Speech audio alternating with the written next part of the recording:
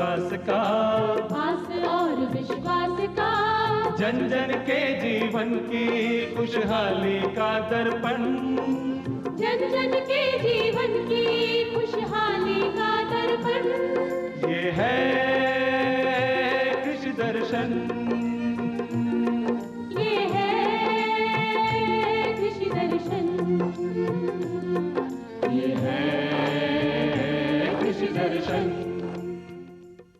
किसान साथियों नमस्कार। भारत सरकार के कृषि मंत्रालय के कार्यक्रम कृषि दर्शन में आप सभी का बहुत बहुत स्वागत और अभिनंदन।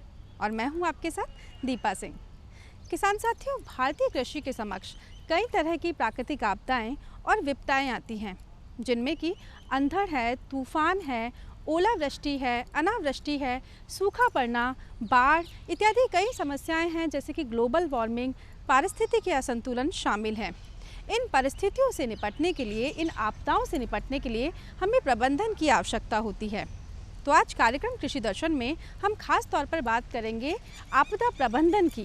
आज कार्यक्रम में हमारा विषय रहेगा भारतीय कृषि के समक्ष प्राकृतिक आपदाएं, चुनौतियां और उनके समाधान पर।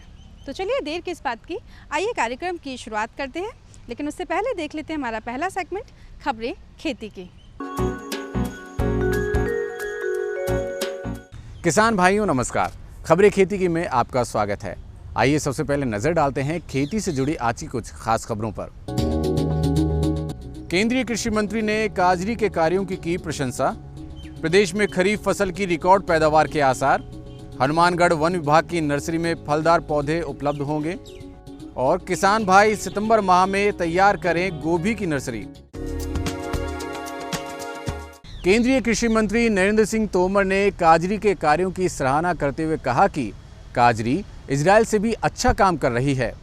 केंद्रीय कृषि मंत्री नरेंद्र सिंह तोमर ने कहा कि केंद्रीय शुष्क क्षेत्र अनुसंधान संस्थान देश में कृषि अनुसंधान के क्षेत्र में इजरायल से भी अच्छा काम कर रही है।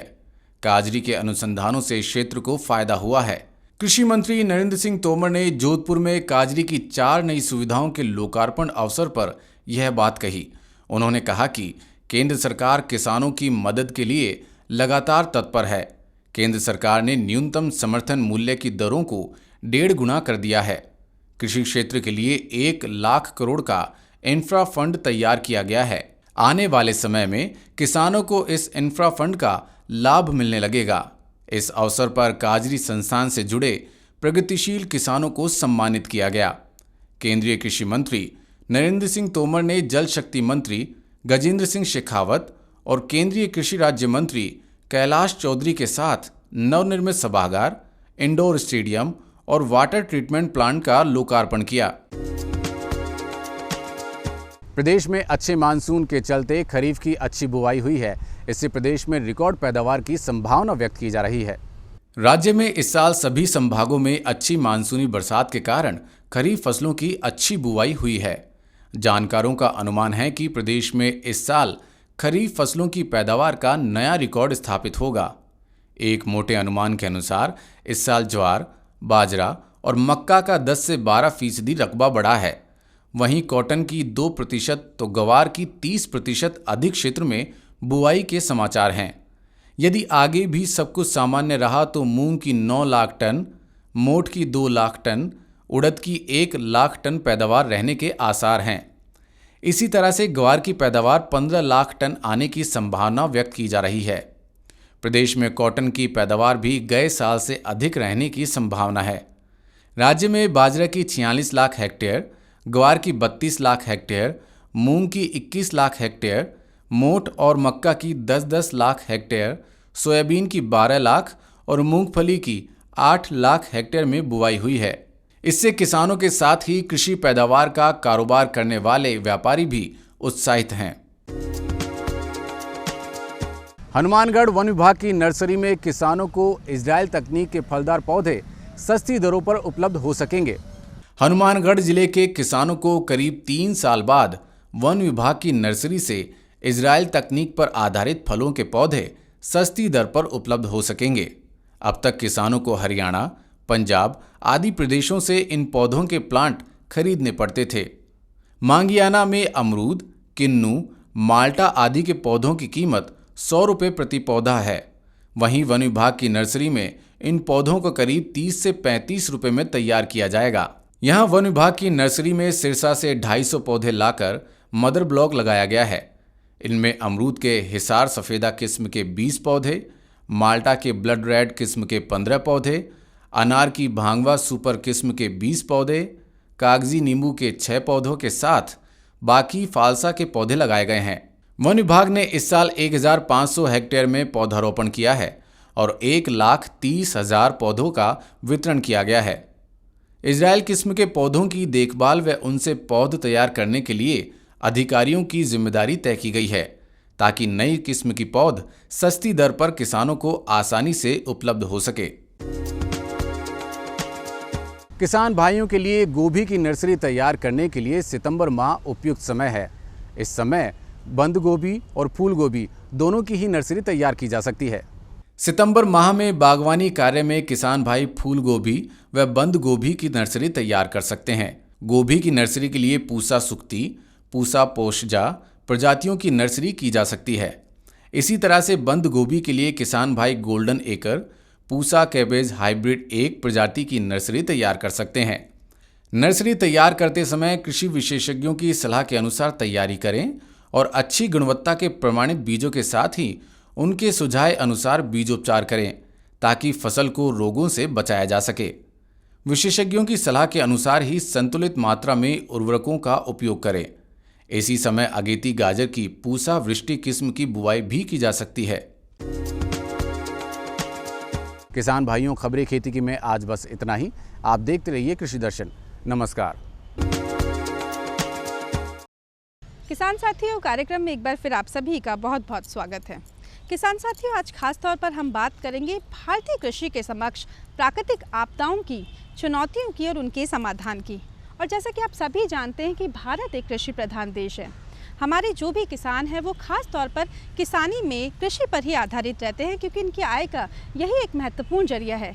लेकिन कई बार ऐसा होता है कि कुछ प्राकृतिक आपदाएं आ जाती हैं, विपदाएं आ जाती हैं, जिससे हमारी खेती किसानी को काफ़ी नुकसान पहुंचता है।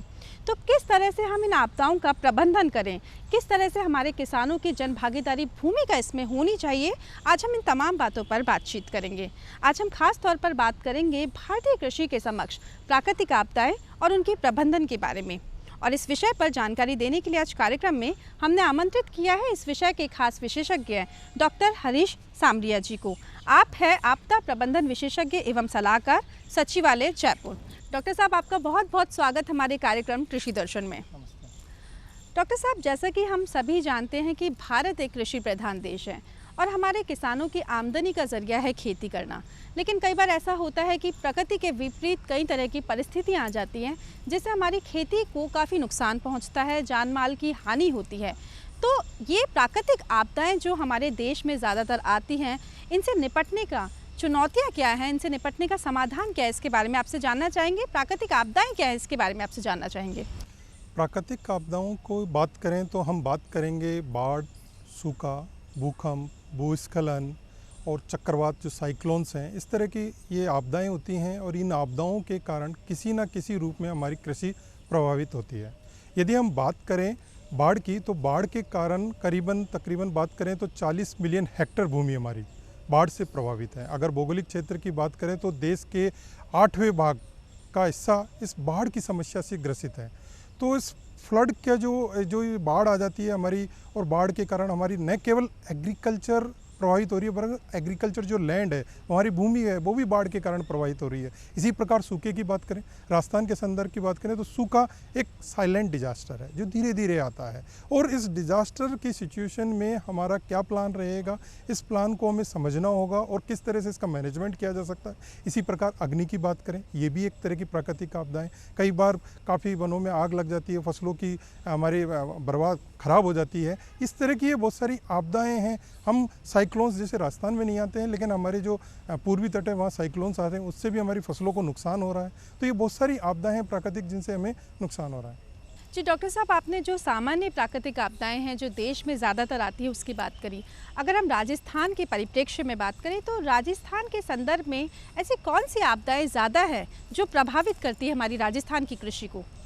दीपा जी, जैसे कि आपने बहुत ही अच्छा प्रश्न किया है और इस प्रश्न में जैसे राजस्थान की बात की है आपने, और राजस्थान के संदर्भ में मैं ये कहना चाहूँगा कि राजस्थान की जब भी बात आती है तो सूखे की बात चली आती है कि सूखे के कारण हमारे यहाँ पे वर्षा की कमी के कारण सूखा होता है और सूखे के कारण बहुत ज़्यादा फसलें बर्बाद हो जाती हैं। और उसके साथ ही साथ जैसे वर्तमान समय की बात करें, जिस तरह से जलवायु परिवर्तन हो रहा है, जलवायु परिवर्तन के कारण वर्षा की अधिकता हो रही है। आज हमारा राजस्थान का पश्चिमी क्षेत्र, खासतौर से बात करें हम बाड़मेर क्षेत्र की, तो बाड़मेर क्षेत्र में फ्लड की सिचुएशन पैदा है, बाढ़ की स्थिति हो रही है। कोटा है, झालावाड़ है, बूंदी है, करौली है, ये क्षेत्र बाढ़ की समस्याओं से ग्रसित है और यहाँ इस तरह की फसल बर्बादी, जिसे फसल खराबा कह रहे हैं, उस तरह की समस्याएं पैदा हो रही हैं। और इन ये जो सूखा है, बाढ़ है, कीट जो हमारे यहाँ टिड्डी दल का जो आक्रमण हो जाता है, उससे हमारी पूरी की पूरी फसल नष्ट हो जाती है। तो ये राजस्थान की कुछ समस्याएं हैं जो कृषि के संदर्भ में हमें दृष्टिगोचर होती है, हमें दिखाई देती हैं। जी डॉक्टर साहब, आपने सूखे की बात करी, आपने बाढ़ की बात करी।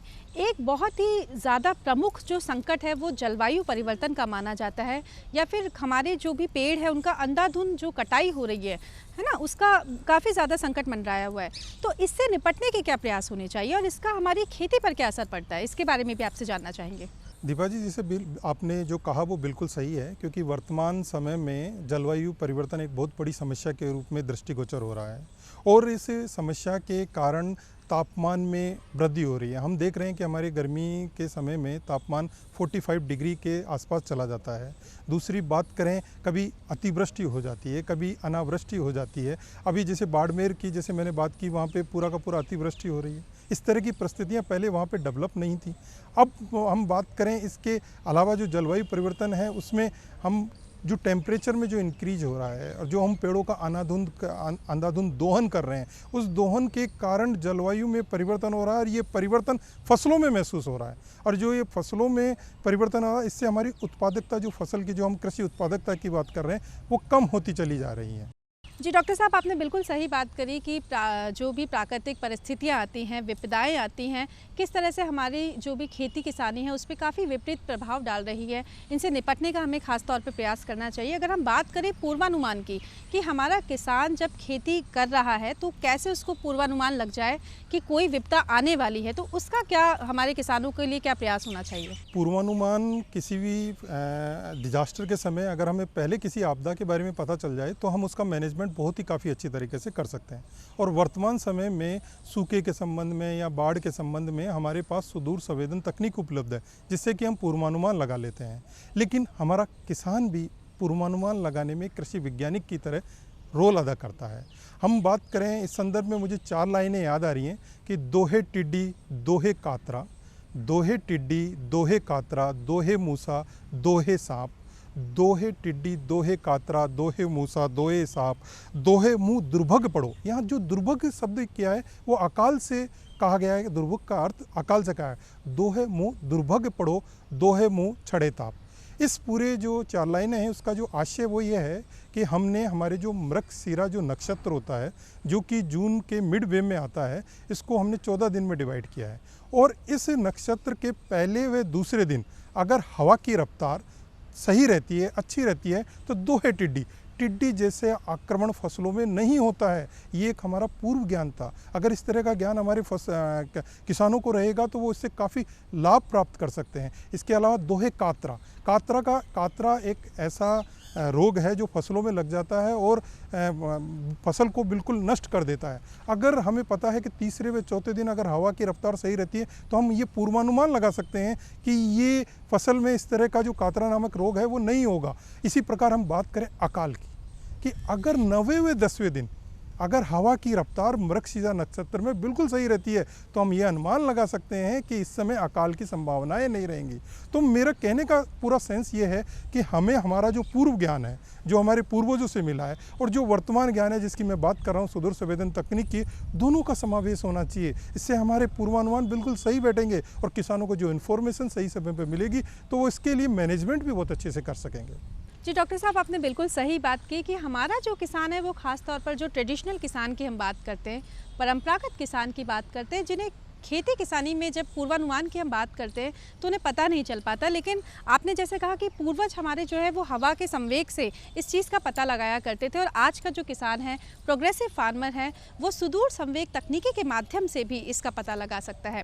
डॉक्टर साहब, आपसे पूछना चाहेंगे कि क्या सरकार किसी तरह के आपदा प्रबंधन के लिए योजना चला रही है या कोई रूपरेखा उसके लिए बना रही है जिससे हमारे किसानों को फ़ायदा हो?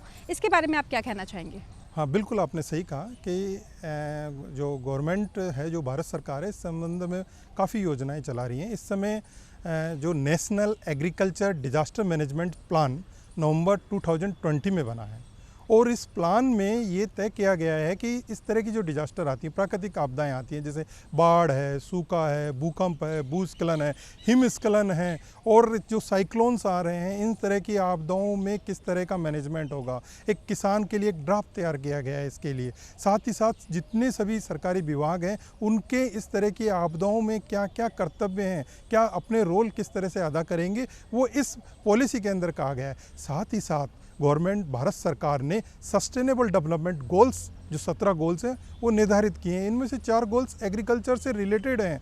आप बात करें life on land, life below water, climate change, no poverty, ये ऐसे जो लक्ष्य हैं जिन्हें हमें 2030 तक प्राप्त करना है। और ये जब हमें प्राप्त हो जाएंगे तो हमारा जो किसान जिसकी हम बात कर रहे हैं, जो आपदाओं से उसको नुकसान हो रहा है, उसको हम कम कर सकें। साथ ही साथ प्रधानमंत्री का एजेंडा 10 है, जो कि क्लाइमेट रिस्क रिडक्शन से संबंधित है। इसमें भी हमें जो यूनिवर्सिटीज़ हैं, वहाँ पर जो डिजास्टर से संबंधित रिसर्च हैं, वो उसको प्रोत्साहन दिया गया है। वुमेंस को आगे बढ़ाने के लिए इसमें रोल अदा करने के लिए कहा गया है। ऐसे बहुत सारे भारत सरकार की योजनाएं चल रही हैं। अगर हम राजस्थान सरकार की बात करें तो राज्य सरकार भी इसमें काफ़ी अच्छा रोल अदा कर रही है। राज्य सरकार की बात करें तो हमारे जो आपदा प्रबंधन सेक्रेटरी जो श्रीमान आशुतोष पाणिकर सर हैं, और जो OSD सर हैं विजेंद्र जी सर, उनके जो प्रयास हैं, कि इनके जो प्रयास है वो जो ये कह रहे हैं कि हमको उस आखिरी व्यक्ति तक पहुंचना है, और उस आखिरी व्यक्ति तक सहायता की जो रिलीफ की आवश्यकता है वो हमें पहुंचाना है। तो ये सारे प्रयास, जो सम्मिलित प्रयास हैं, इसी से ही हम कृषि में जो आपदा आ रही हैं उनसे होने वाले नुकसान को कम कर सकते हैं। जी डॉक्टर साहब, आपने बात करी कि हमारी जो सरकार है वो आपदा प्रबंधन के लिए कई तरह के प्रयास कर रही है, जिसमें सस्टेनेबल गोल जो है शामिल है, या प्रधानमंत्री का 10 सूत्रीय कार्यक्रम भी शामिल है, और राज्य स्तर पर भी तुरंत ही अब इस प्रभाव से सक्रिय भूमिका हमारी सरकार निभाएगी कि राज्य स्तर पर भी इस तरह की योजनाएं चलाने की रूपरेखा तैयार की जा रही है।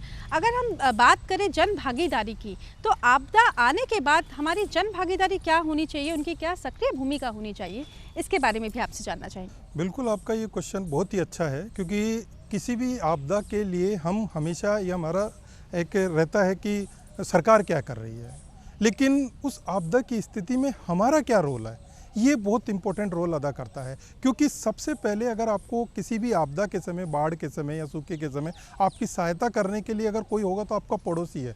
अगर उसको इस आपदाओं के बारे में, मैनेजमेंट के बारे में पता होगा तो वो आप उसे अच्छी तरह से हैंडल कर सकते हैं, टैकल कर सकते हैं। बात करें राज्य सरकारों की, तो सरकार भी इस विषय के प्रति काफ़ी संवेदनशील है। अभी भारत सरकार की एक स्कीम है जिसके तहत सभी राज्य सरकारों में आपदा मित्र का एक नया कंसेप्ट लेके आए हैं।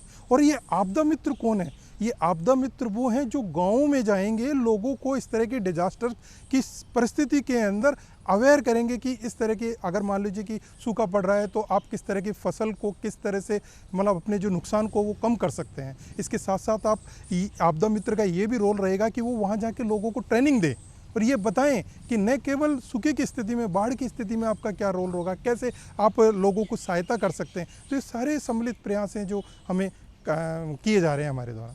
डॉक्टर साहब, आपसे जानना चाहेंगे कि जब आपदाएं आती हैं तो क्या प्रबंधन डिपार्टमेंट जो है वो हमारे किसानों को इसकी भरपाई के लिए, नुकसान की भरपाई के लिए किसी तरह की कोई सहायता देता है, इसके बारे में आपसे जानना चाहेंगे। जी बिल्कुल, बहुत अच्छा प्रश्न किया, क्योंकि इन्फॉर्मेशन का अभाव होने के कारण हम तक वो चीज़ें नहीं मिल पा रही हैं, या हम तक वो रिलीफ नहीं मिल पा रही हैं कि जिससे कि हम जो आपदाओं के कारण जो हो रहा है नुकसान, उसको हम कम कर सकें। हम बात करें जैसे एग्रीकल्चर की हम बात कर रहे हैं, तो आपदा प्रबंधन विभाग किसी भी इस तरह की आपदा आने पर 1 लाख रुपए तक का ऋण, ब्याज रहित ऋण उपलब्ध करा रही है किसानों को। इसके अलावा अगर हम बात करें कि इस तरह की आपदाओं में अगर मानवीय क्षति हो जाती है तो 4 लाख रुपए तक की सहायता प्रदान की जा रही है। और इसके अलावा अगर मान ली कि मामूली घायल हुआ है या फिर क्षतिग्रस्त हुआ है, इस स्थिति में हम 30,000 से लेकर 50,000 रुपये तक की उसे सहायता उपलब्ध करवा रहे हैं। न केवल मानव के संदर्भ में वरन पशुओं के संदर्भ में भी सहायता दी जा रही है। इसमें हमने 2 कैटेगरी कर रखी है, एक दुधारू पशु और एक नॉन दुधारू पशु। अगर आपका दुधारू पशु है, अगर वो इस आपदाओं की स्थिति में मर गया है तो हम 50,000 रुपये तक की आपको सहायता उपलब्ध करा रहे हैं। इसके अलावा नॉन दुधारू पशु है तो 30,000 रुपये तक की सहायता उपलब्ध कराएं। अगर छोटे जानवर हैं जैसे बकरी है, भेड़ है, अगर इस तरह की डिजास्टर में, बाढ़ में अगर नष्ट हो गई है, आकाशीय बिजली में वो मर गई हैं, तो हम 4,000 रुपये तक की सहायता राज्य सरकार के द्वारा उपलब्ध करवाई जा रही है। बहुत ही अच्छी जानकारी डॉक्टर साहब। देखिए किसान साथियों, प्राकृतिक आपदाएं आना हमारे बस में नहीं है, ये प्रकृति की देन है, लेकिन आपदा का प्रबंधन करना हमारे बस में है कि किस तरह से हम आपदा आने से पहले उसका पूर्वानुमान लगा ले, आपदा आने के बाद उसका प्रबंधन कर ले, ये हमारे लिए बहुत ही ज़रूरी है। और इसके लिए हमारी भूमिका होना, जन भागीदारी होना, ये भी काफ़ी ज़्यादा सुनिश्चित हमें करना पड़ेगा ताकि हम सक्रिय हो सके, दोबारा से चीज़ों को पुनर्स्थापित कर सके, सामाजिक जीवन की बहाली कर सके। डॉक्टर साहब, आप हमारे कार्यक्रम कृषि दर्शन में आए, आपने ढेर सारी जानकारी आपदा प्रबंधन के संदर्भ में हमारे किसान साथियों को बताई, आपने अपना अमूल्य समय हमें दिया, उसके लिए आपका बहुत बहुत धन्यवाद। किसान साथियों, आज कार्यक्रम में खास तौर पर हमने बात करी प्राकृतिक आपदाओं की और उनके प्रबंधन की। किसान साथियों, आपदाएं आना हमारे बस में नहीं, यह प्रकृति की देन है, लेकिन इनका प्रबंधन करना हमारे बस में है। आज हमने जाना कि किस तरह से हम इन आपदाओं से निपट सकते हैं और इसमें खास तौर पर जन भागीदारी की भूमिका होना बहुत ही महत्वपूर्ण है ताकि हम दोबारा से पुनर्निर्माण कर सके और सक्रिय बहाली कर सके और अपना जीवन दोबारा से पुनः स्थापित कर सके। आज कार्यक्रम में हमने जो जानकारी आपको दी है, उम्मीद है कि आप उसका पूरा लाभ उठाएंगे। लेकिन फिर भी आपके मन में किसी तरह के कोई सवाल हो या कोई जिज्ञासा हो या कोई सुझाव हो तो उसके लिए आप हमें पत्र लिख सकते हैं। और पत्र लिखने के लिए हमारा पता है कार्यक्रम कृषि दर्शन, DD राजस्थान, दूरदर्शन केंद्र, जयपुर। और किसान साथियों, अगर आप हमें पत्र ना लिख पाएँ तो आप हमें ईमेल भी कर सकते हैं। हमारा ईमेल ID है krishidarshanjaipur@gmail.com। और हमेशा की तरह हमें रहेगा आपके पत्रों और आपके ईमेल्स का इंतज़ार। किसानों की बात, किसानों के साथ और किसानों का विकास, इन सभी का दर्पण है आपका अपना कार्यक्रम कृषि दर्शन। तो आज कार्यक्रम कृषि दर्शन में फ़िलहाल के लिए बस इतना ही। लेते हैं आपसे आज्ञा, लेकिन फिर हाजिर होंगे आपके अपने कार्यक्रम कृषि दर्शन में खेती किसानी की एक नई जानकारी को लेकर, एक नए विषय के साथ। तब तक के लिए नमस्कार।